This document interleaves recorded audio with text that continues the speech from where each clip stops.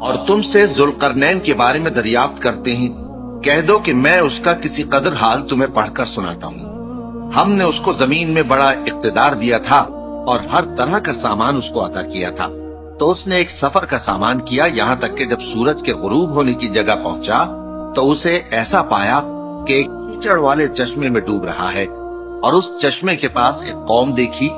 ہم نے کہا ذوالقرنین، تم ان کو خواہ تکلیف دو خواہ ان کے بارے میں بھلائی اختیار کرو، دونوں باتوں کی تم کو قدرت ہے۔ ذوالقرنین نے کہا کہ جو کفر و بد کرداری سے ظلم کرے گا اسے ہم سزا دیں گے، پھر وہ اپنے پروردگار کی طرف لوٹایا جائے گا تو وہ بھی اسے بڑا عذاب دے گا، اور جو ایمان لائے گا اور عمل نیک کرے گا اس کے لیے بہت اچھا بدلہ ہے، اور ہم اپنے معاملے میں اس سے نرم بات کہیں گے۔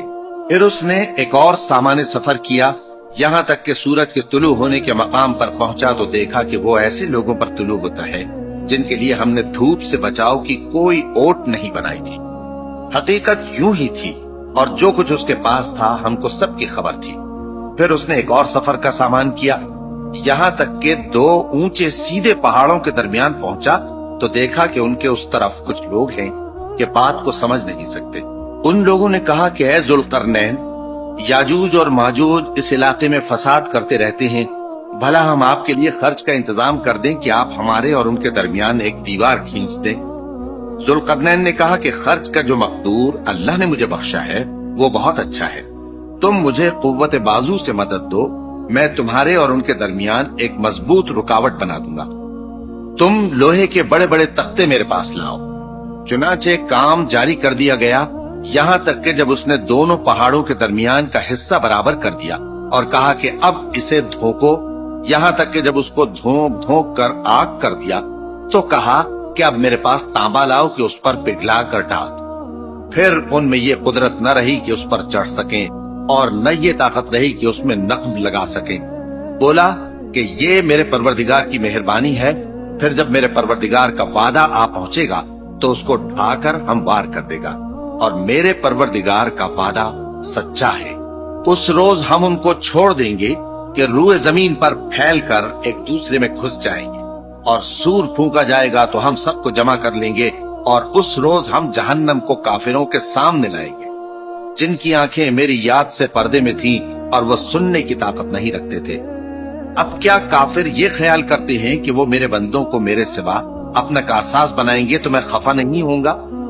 ہم نے ایسے کافروں کے لیے جہنم کی مہمانی تیار کر رکھی ہے۔ کہہ دو کہ ہم تمہیں ایسے لوگ بتائیں جو اعمال کے لحاظ سے بڑے نقصان میں ہیں۔ یہ وہ لوگ ہیں جن کی دوڑ دھوپ دنیا کی زندگی میں برباد ہو گئی، اور وہ یہ سمجھے ہوئے ہیں کہ وہ اچھے کام کر رہے ہیں۔ یہ وہ لوگ ہیں جنہوں نے اپنے پروردگار کی آیتوں کو نہ مانا اور اس کے سامنے جانے سے انکار کیا، تو ان کے اعمال ضائع ہو گئے، سو ہم قیامت کے دن ان کے لیے کچھ بھی وزن قائم نہیں کریں گے۔ یہ ان کی سزا ہے، یعنی جہنم، اس لیے کہ انہوں نے کفر کیا اور ہماری آیتوں اور ہمارے پیغمبروں کی ہنسی اڑائی۔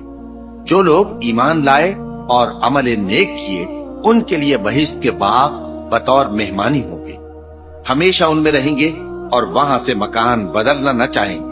کہہ دو کہ اگر سمندر میرے پروردگار کی باتوں کے لکھنے کے لیے روشنائی ہو تو قبل اس کے کہ میرے پروردگار کی باتیں تمام ہوں سمندر ختم ہو جائے، اگرچہ ہم ویسا ہی اور اس کی مدد کو لائیں۔ کہہ دو کہ میں تمہاری طرح کا ایک بشر ہوں، البتہ میری طرف وہی آتی ہے کہ تمہارا معبود وہی ایک معبود ہے۔ تو جو شخص اپنے پروردگار سے ملنے کی امید رکھے چاہیے کہ عمل نیک کرے اور اپنے پروردگار کی عبادت میں کسی کو شریک نہ بنائے۔